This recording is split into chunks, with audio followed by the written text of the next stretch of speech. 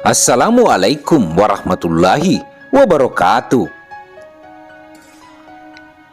Kala Muhammad Yusuf nyaris direnggut maut, upaya perundingan Pangdam Kolonel Muhammad Yusuf dengan Saleh berubah menjadi pertempuran jarak dekat, nyaris meminta nyawa Muhammad Yusuf. Nah, sebelum kita melanjutkan, seyogia pemirsa yang budiman memberi dukungan channel kami dengan cara like dan subscribe-nya. Terima kasih banyak sebelumnya. Tanpa pemberitahuan sebelumnya, Pangdam Hasanuddin Kolonel Muhammad Yusuf disertai Komandan PM Kodam Hasanuddin Letnan Kolonel CPM Sugiri, Komando Antara Daerah Indonesia Timur Letnan Kolonel Sukarsono, dan Kepala Kepolisian Sulawesi Selatan Tenggara Kombes Polisi Marjaman mendatangi pos komando Yon 330 Siliwangi.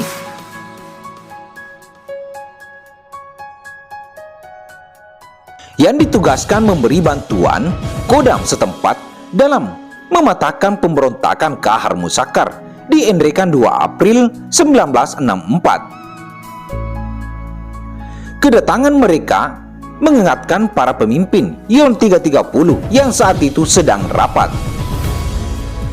Setelah makan siang bersama, M. Yusuf mengatakan kepada semua dirinya meminta kesediaan satu kompi pasukan untuk mengawalnya besok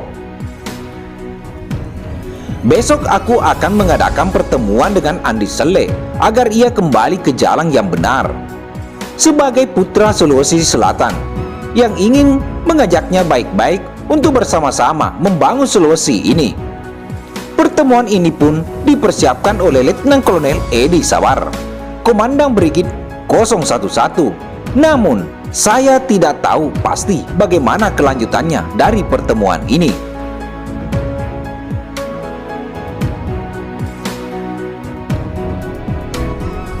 Karena itu, siapkan satu kompi 330 untuk pengamanan dan tugaskan seorang perwiramu yang baik untuk mendampingi saya, kata Jenderal Muhammad Yusuf dikutip Atmaji Sumarjo dalam Jenderal Muhammad Yusuf Panglima para prajurit.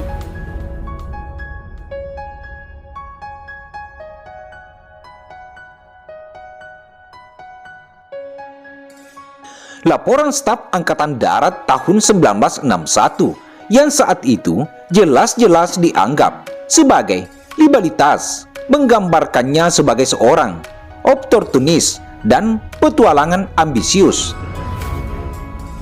siap memperkaya dirinya dengan cara apapun yang mungkin dan selalu mencari peluang untuk mendapatkan keuntungan dari kedua pihak, apakah pemerintah atau gerilyawan.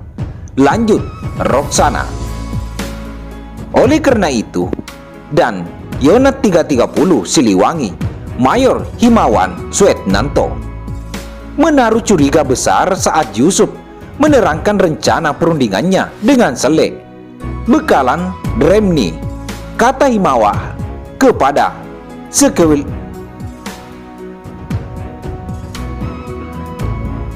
Bekalan rame nih, kata Himawan kepada wakilnya Yogi S. Mehmet.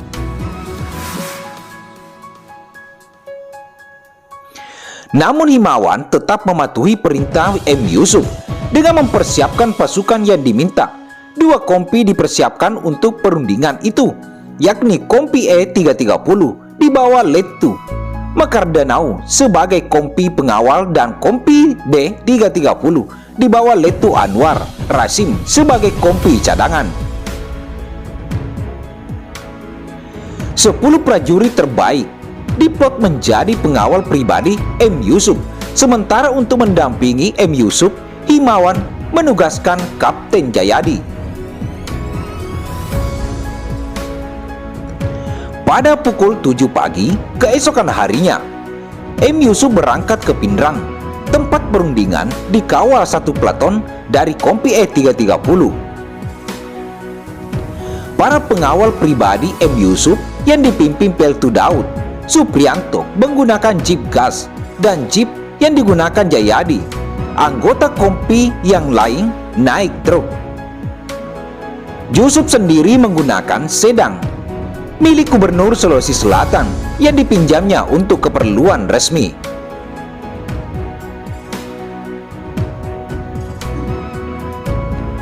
Sedan itu berada di belakang Jeep Jayadi dan di depan truk kompi.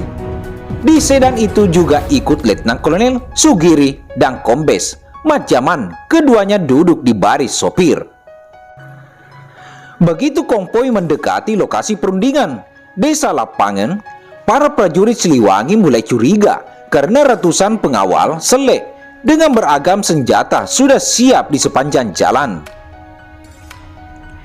Pasukan Siliwangi yang cuma satu kompi itu ditambah sejumlah kecil pasukan nyaris Raider Hasanuddin akhirnya berbaur dengan pasukan Andi Sele di tepi-tepi jalan. Semua bersenjata lengkap dan berdiri dengan raut muka tegang, tulis Atmaji. Kecurigaan prajurit Siliwangi makin bertambah ketika melihat mobil M. Yusuf dibuntuti sebuah power wagon berisi 7 pengawal Sele bersenjata brand yang kemudian menjaga pintu bangunan tempat perundingan.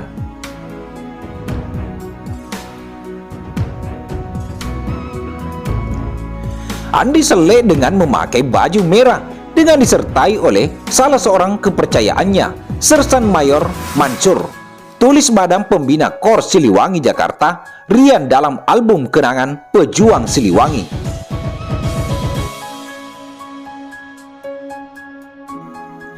Kecurigaan itu akhirnya tak berubah apa-apa.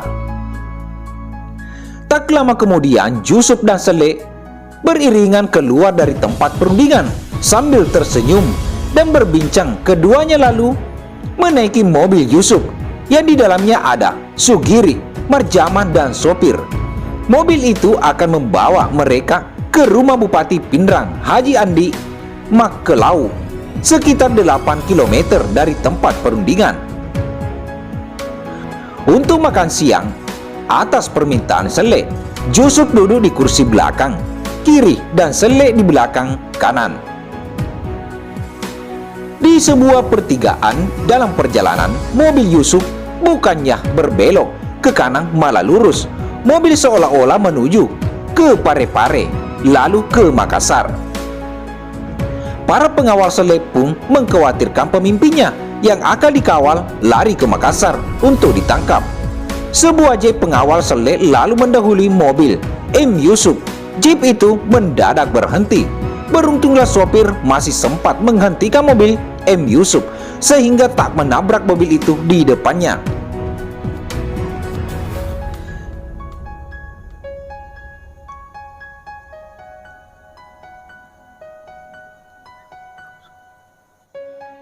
Jurus kemudian, tulis Atmaji, Yusuf melompat turun dan memerintahkan pengawal untuk menangkap Sele, dan Sele juga turun dari sisi yang lain dan memberikan perintah. Tembak-menembak jarak dekat antara pengawal Yusuf dan pengawal Sele pun tak terhindarkan. 3 penumpang di mobil Bobcat terkena peluru semua karena tak sempat keluar dari mobil.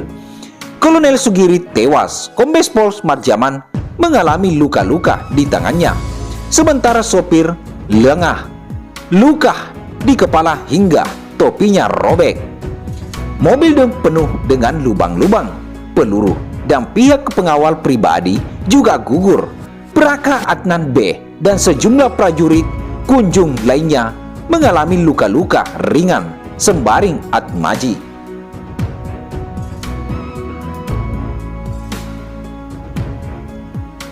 Hampir bersamaan dengan perintah M. Yusuf kepada Daud agar menangkap Sele, Sele pun memerintahkan prajuritnya untuk menembak Yusuf. Hampir bersamaan dengan bunyi senjata otomatis yang ditunjukkan ke Sedang, salah seorang pengawal M. Yusuf yaitu Praka Samsudin melempar granat ke arah jeep yang memotong konvoi, yang kemudian disusul dengan tembakan Tep Moson Sersan Kompong Poyong dan pengawal Jenderal Muhammad Yusuf yang lainnya.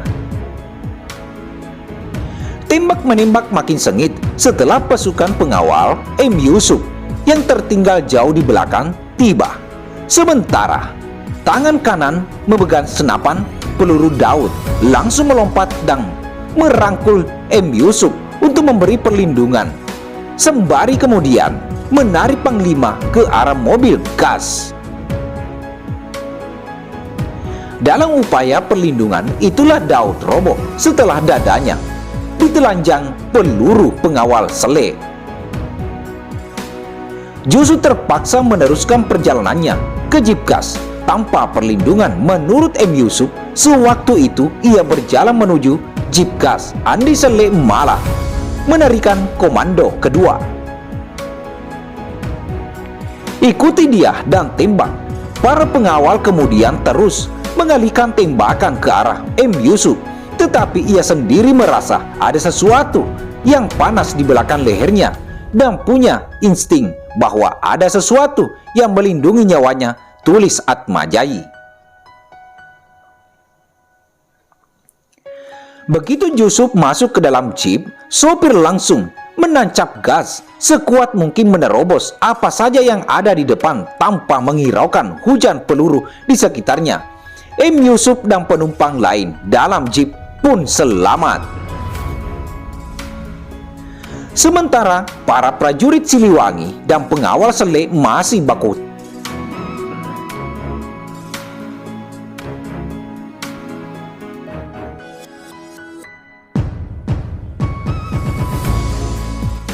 Meski hanya beberapa menit, namun karena pasukan Siliwangi lebih menguasai cara menembak dan menguasai posisi, korban lebih banyak jatuh dari pihak Saleh. Tak lama kemudian, Saleh dan para pengawalnya yang tersisa melarikan diri ke hutan. Tetapi dalam tembak-menembak yang terjadi, Andi Saleh yang berhasil melarikan diri tertembak bahunya, tulis Van Cik.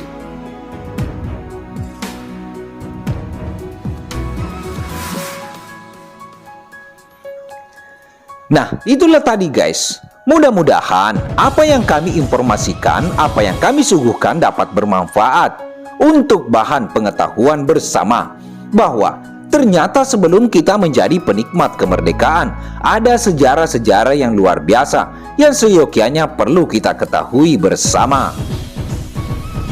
Jika Anda menyukai info kami, seyogyanya pemirsa memberikan dukungan channelnya agar kedepannya kami aktif untuk membuat konten-konten yang lebih baik, sejarah-sejarah yang pernah terjadi sebelum kita.